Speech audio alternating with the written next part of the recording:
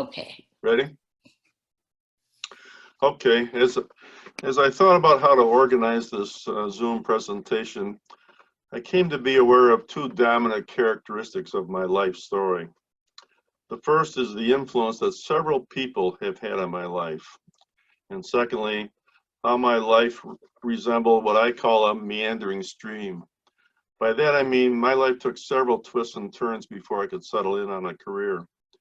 I state this now so that as I go along, these characteristics might resonate with you either as being markedly different from your own story, or perhaps you will find some similarity. And by the way, you might want to make a mental note of the number 30, as it will become apparent as I go on. So I'm a native Rochesterian. My parents were first generation German American. I never really knew my grandparents, who were the German immigrants. So they died either before I was born or when I was very young. But I did grow up in the 19th Ward. I had a happy childhood. My parents were of modest means, but I always felt loved and cared for and sheltered. I did have an older brother who was 12 years older than I am. When we both became adults, we speculated why the difference, and we agreed that he must have been a pre-Depression baby since he was born in 1926 and I was born in 1938, post-Depression. That's the best we can come up with. Anyways, I grew up in the west side of town and went to West High School, which is now called the Wilson Magnet. High school was fun for me. It was easy. I did well. I was on the honor roll. Graduated with a B+ average. I was socially active. Had a lot of friends. Played baseball, which I truly loved. I was the starting shortstop for 3 years, 2 of which we won the city championship. And in my senior year, I'm proud to say I batted .424 and was voted the inner city or the city scholastic team as the starting shortstop.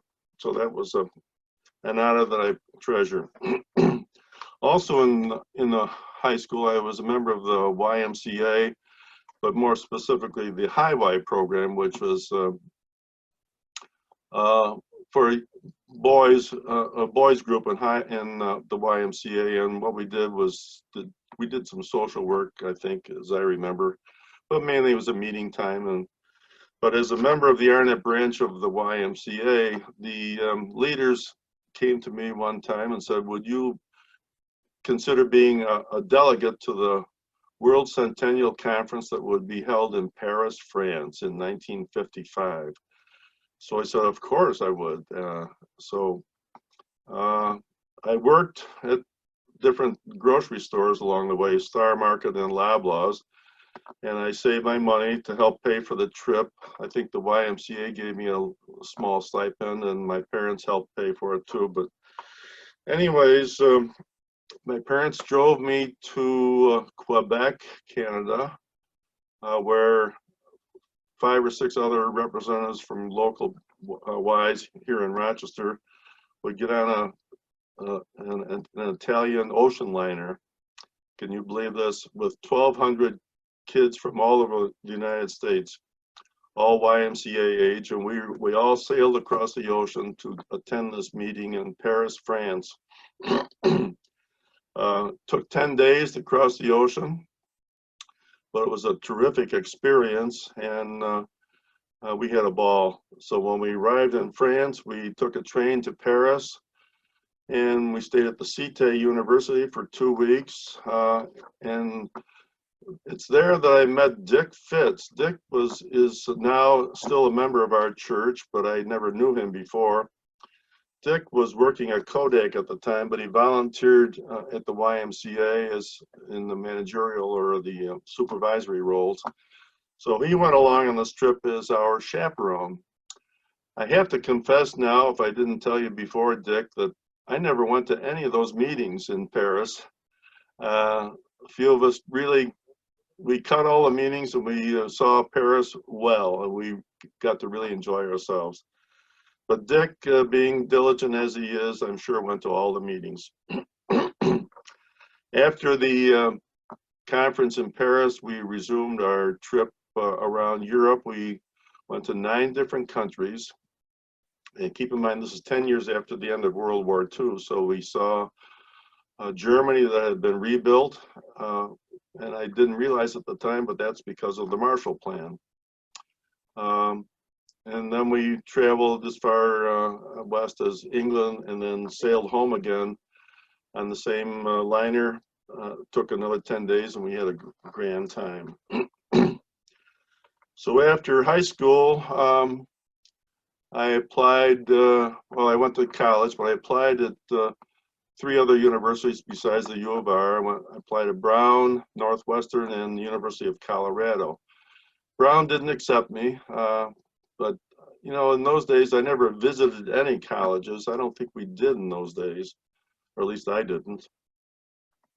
So I went to the U of R, not really knowing why I went there, but I knew I was sort of expected to go. My brother went there. My parents anticipated that I would go there. I was on the academic route in high school, so it was natural that I'd go to college. So I went to the U of R. The first year was not a good year. I darn near flunked out. Like I say, I wasn't focused, had no purpose there. But I pulled myself up and finally graduated with a liberal arts degree and majoring in history, and had a C+ average overall. My interests in college were mostly extracurricular. I joined a fraternity, enjoyed the social life of the fraternity and the companionship. And just before I went to college, I taught myself to be a barber. So I learned how to cut hair, so I became the fraternity barber for 4 years. And I could cut their hair and charge $1 a head, including a shave around the ears. So that, pardon me, that paid for some gas money and a few things like that. I also was granted the pizza concession at the U of R with another fraternity brother. And we would purchase pizza crusts and the sauce and the ingredients, and then with the concession came an old Ford pickup truck that was not licensed to go out on the highways, but we could drive it around on campus. And we had a tent on the back of the pickup truck with an oven in the tent, powered by propane gas. And we would go up to the women's dormitory on Sunday evenings, because the women dormitory did not serve meals, as I recall at that time, on Sunday. So we parked our vehicle outside and put together our pizzas and cooked them right in that oven, and the girls would come out and buy a pizza from us, and we enjoyed having them come down to visit us and patronize our business. We charged $1 a pizza for about, I think it was a 12-inch pizza, and if you wanted pepperoni, that was 25 cents more. We figured that we made at least 75 cents to $1 on each pizza, so it was profitable. The same fraternity brother and I also started a driveway sealing company that we did during the summer. We call ourselves the Rochester Sealer Company. And our mode of operation was that we had purchased a 1941 Dodge fire auxiliary truck from the Fairport Fire Department, if you can imagine that. It was a big, long, straight 8 engine and stick shift, of course. And we put a sign on the door saying Rochester Sealer Company, and we would go in neighborhoods and sell door to door. And the more jobs we sold, the more our truck was out in the neighborhood, and people were curious about the truck, and they'd say, well, while you're in the neighborhood, can you seal our driveway too? So we did, and that business turned out to be pretty lucrative. I pretty much was able to pay my own way through college in those days. In my senior year of college, I had the foresight to visit a local stock brokerage firm, which was by the name of George D.B. Bonbright and Company. So I just walked in one day and asked to speak to a broker, and I talked to a very nice, distinguished broker who was gracious to give me some time. And I simply said to him, "How did you become a stockbroker and what are your prerequisites?"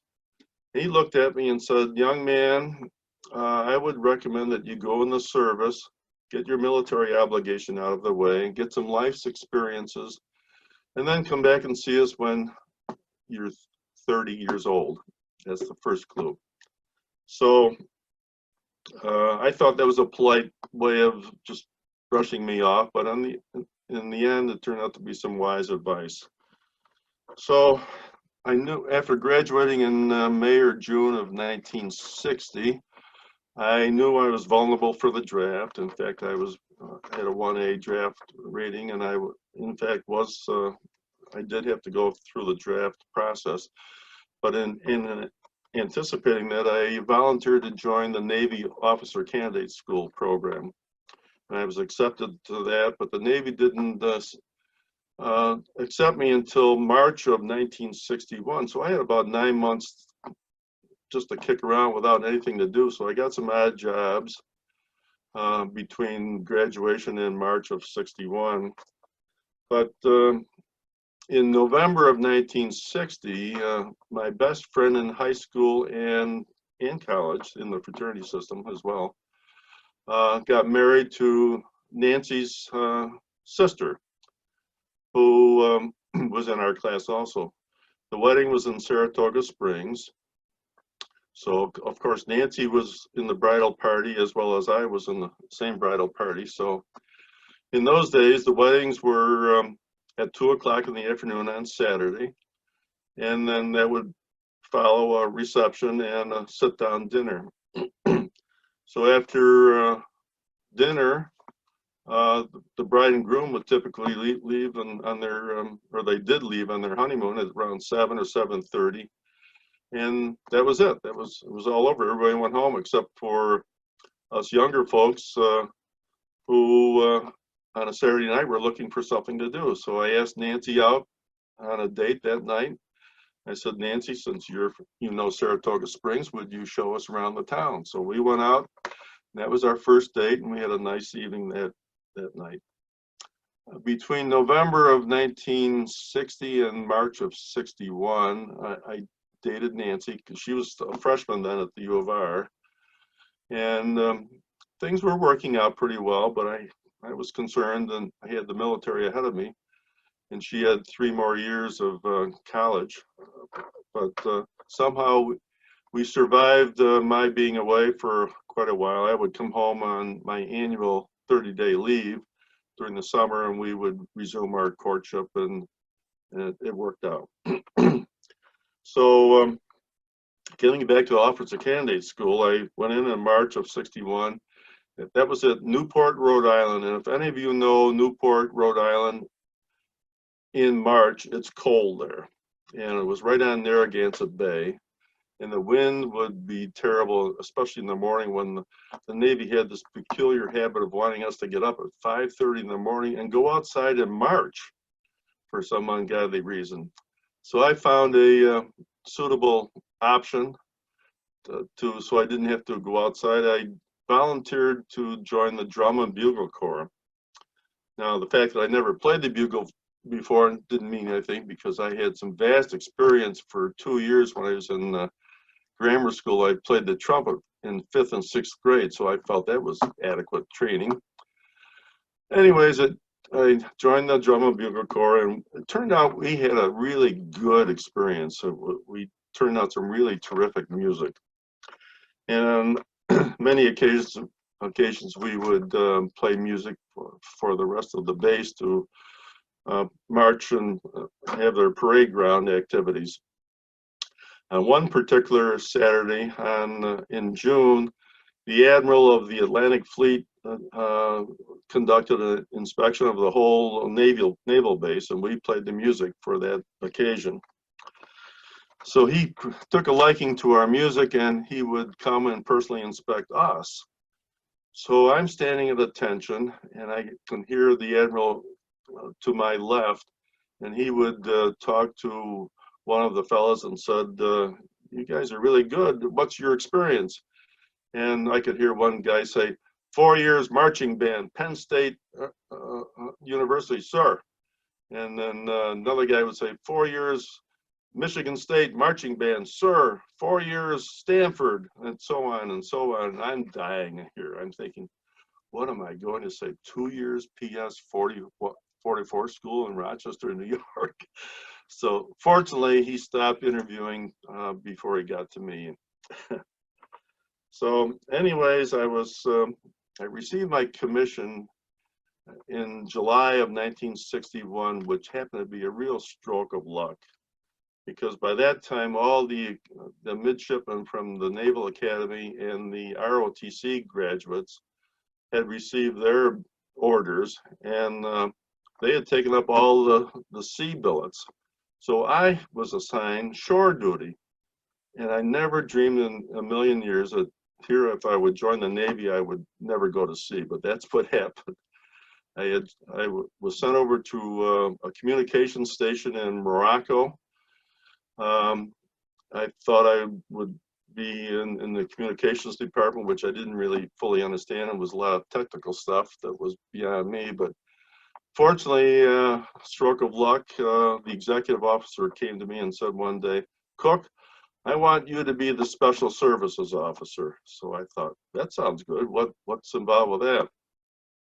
I quickly found out that the special services officer was in charge of base recreation, the movie theater, the bowling alleys, the swimming pool, the intramural sports programs, the intra-base sports programs. And occasionally I would have to receive USO troops that would come over to entertain us.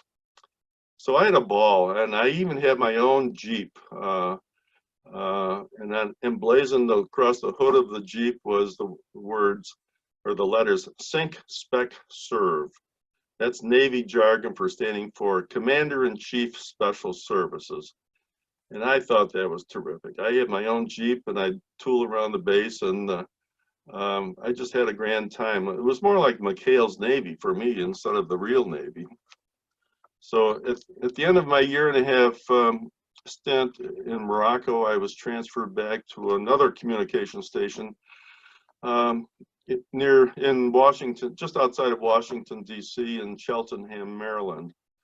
And let's see, that was in 62, 63, I guess it was. And so that was the same year that Nancy graduated from the U of R. So our relationship was still going on well. At that time, we had become engaged. And she graduated from the U of R in May or June of 63 and came down to Washington. And she got a job, first of all, at the Mayflower Hotel as a waitress until she could get a long-term job.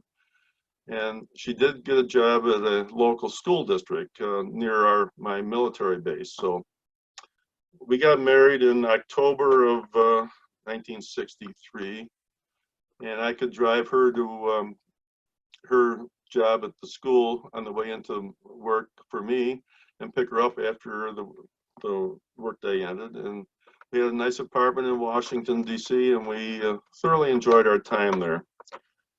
I was discharged in July 14th, 1964. I still didn't really have any clues to what I wanted to do with my life. But I had to face reality. I couldn't put it off any longer. So we moved back to Rochester, not knowing where else to go. My parents were still here. So we came back, we got an apartment. Nancy got a job readily at the Gates-Chili School District as a teacher, and I applied to Burroughs Corporation for a sales job. And that turned out to be a very interesting situation, because as I sat in the waiting room for in my interview, there were 3 other applicants, one of which was Tom Golisano. So here I thought we were interviewing for one job when it turns out the manager hired all 4 of us. He needed bodies.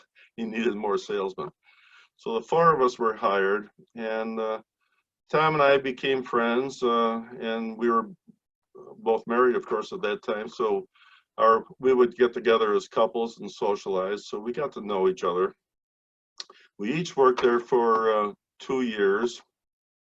At the end of, after around the second year, I sold an accounting machine to the East Rochester School District, and I went along with it as their first business manager. That was in 1966.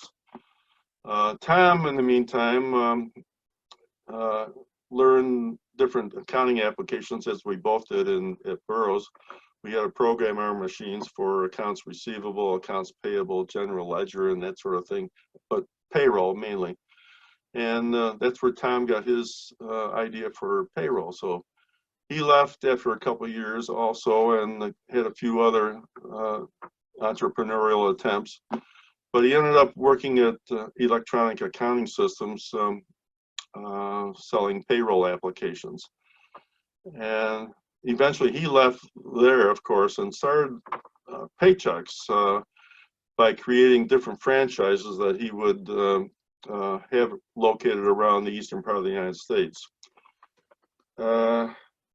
Going back to me, after a couple of years at East Rochester School District, I had this desire for a little more challenge, and although I loved East Rochester, the people there, the job was very, very comfortable, I thought it might be a little bit too limiting. So I called Walter Schnabel. If anybody remembers him, he was a figure in Rochester and the managing partner for George D.B. Bonbright and Company, that local stock brokerage firm.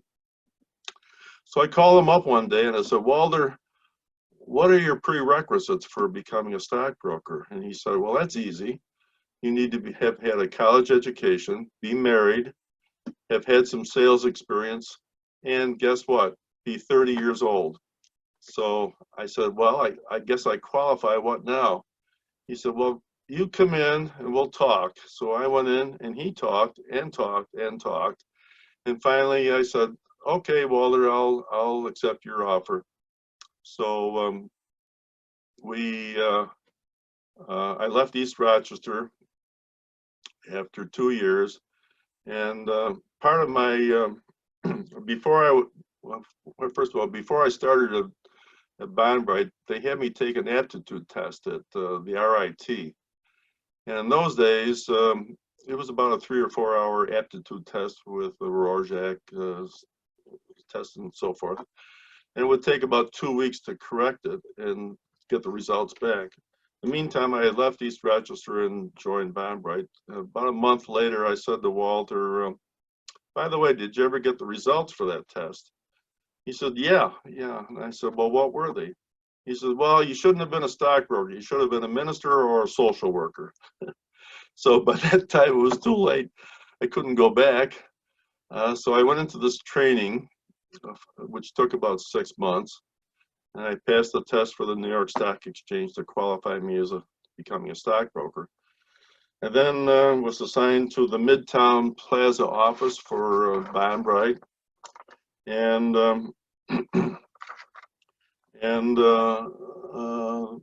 the career was moving along well. We had a lot of walk-in business at Midtown Plaza. People walked in those days to look for a broker, or a lot of Xerox employees came across the bridge from the Xerox tower and opened accounts. So I was doing pretty well until the 73, 74 bear market. That was horrible. I would have left if I could have, but nobody was hiring anywhere. So I was kind of stuck, and I survived the 73, 74 bear market somehow. And after that, the business picked up along the way. I think it was in maybe it was 73, where E.F. Hutton came along and bought out George Bonbright and Company. So as my business grew, Tom Galisano was developing his franchises with Paychecks. And in 1983, he decided he wanted to consolidate the franchises and go and incorporate and go public with his company. By now I'm with E.F. Hutton and doing fairly well. So on August 16th of 1983, Tom selected E.F. Hutton as the managing partner or managing firm to underwrite the initial public offering for Paychecks, and he selected me as the lead broker. That turned out to be a career maker for me, because not only did I gain a lot of new Paychecks employees who became my clients through the underwriting, it just spawned a huge opportunity along the way. And I'm sure you're all aware, Paychecks has done very well as a corporation and as an investment.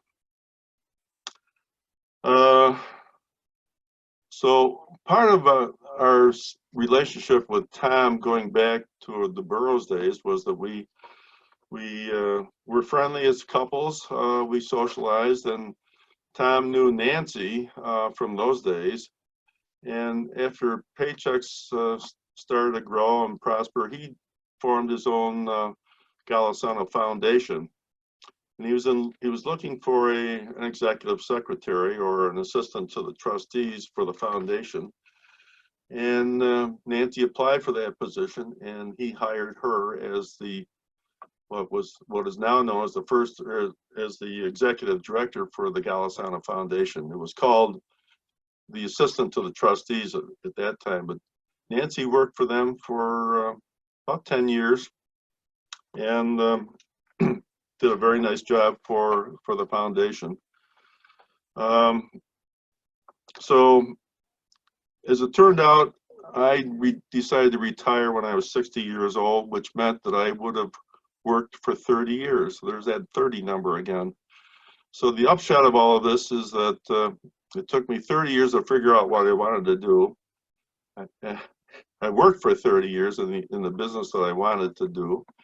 And now I'm on my another 30 plus years for still looking for a new path, and enjoying that part too, by the way. But when I retired, Nancy decided to retire from the foundation, but she had ingratiated herself so much to the foundation that Tom asked her to stay on as a trustee for the Golisano Foundation, which was quite an honor, and I'm so proud of her for that. She then stayed on for about another 10 years and then retired from that position. Now, as far as church is concerned, my first exposure to church was back in probably about 1970, when I was a best man for a high school friend of mine who got married in our church in the Susan B. Anthony Lounge. In front of a roaring fire in the fireplace. It was a small wedding. And I think Bob West was the minister at that time. But anyways, the music for that service was music from West Side Story, which I thought was pretty terrific. And I was just so impressed with how unique the service was and how personal it was. And it was unlike any other wedding that I had ever been to, which was pretty traditional Christian. We also had a couple of kids in the early 70s, and Nancy, as a stay-at-home mom, was interested in adult stimulation. You women could probably relate to that. So she had heard of our church and knew about it somewhat. So we decided to try the church. I was more interested in the church from the point of view that I thought our kids needed some religious education and brought up with some background on that perspective. So we came to our church for different reasons, but we ended up staying, and that was in 1974 we became members. In 1975 I joined the choir, and I'm still in the choir, and that's 45 years now. So music and the choir has been a real focus and a joy for me over the years. A couple of stories about the choir. In 1983 was the year of the Great Organ Transplant. And many of you or some of you might remember that, many of you don't know that, but I was sitting home one day, it was a Friday evening, and I got a call from Linda Sika, who was a soprano in our choir, and she said that we have an opportunity to buy the pipe organ from St. Bernard Seminary that was going out of business at that time. And the church needed 18 volunteers to put up $1,000 as a loan so that we could purchase the pipe organ for $17,500. So Nancy and I agreed to that. We took the check over the next day, and then the deal was that we had to pay for the organ the following Monday in cash, and agreed to take all the parts and the pieces and the pipes from the organ from St. Bernard Seminary and transport it back to our church, which we did. So somehow we organized a caravan of cars and vans and trucks, and there were many people that went to St. Bernard's, and we all invaded the St. Bernard's and took away all the parts and pieces. None of us knew what we were doing except for one fellow, Tom Anderson, who was an architect, a member of our church. He labeled every part and piece that there was to the pipe organ.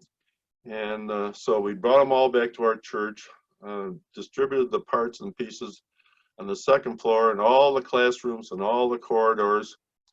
And then we had to reassemble the pipe organ over the next 6 months.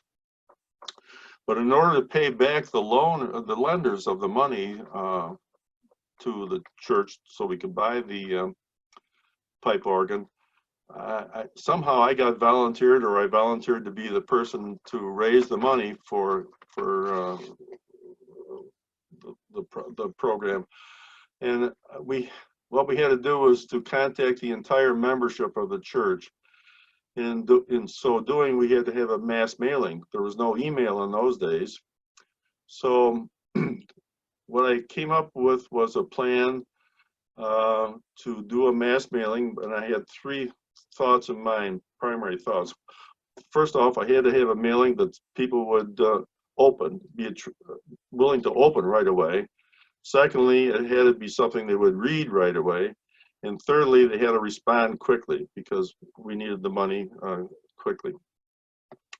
So what I came up with was to have some invitations made up in the form of what would look like a wedding invitation.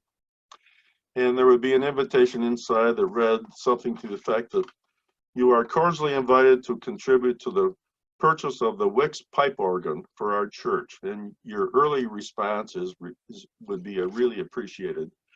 So that was the return card that was inside the envelope. And by the way, I managed to find several women that knew calligraphy. They would address the envelopes so that would be attractive to the recipient to open the envelope right away.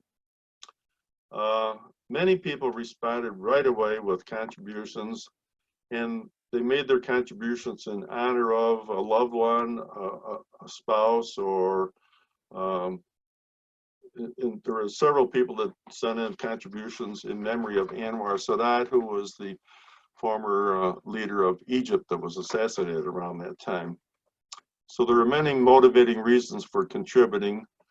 There was one very special response that came in from Eunice Robbins. Eunice was a former president of our church congregation. She was married to Joe Robbins, who was a veterinarian. And she responded with a formal response, and she wrote a nice note saying, we are happy to accept your generous, let me see, I made a note here. We are happy to accept your invitation, and enclosed as a check, and then she put in a nice check for the payment of her contribution. So I thought that was a pretty special response.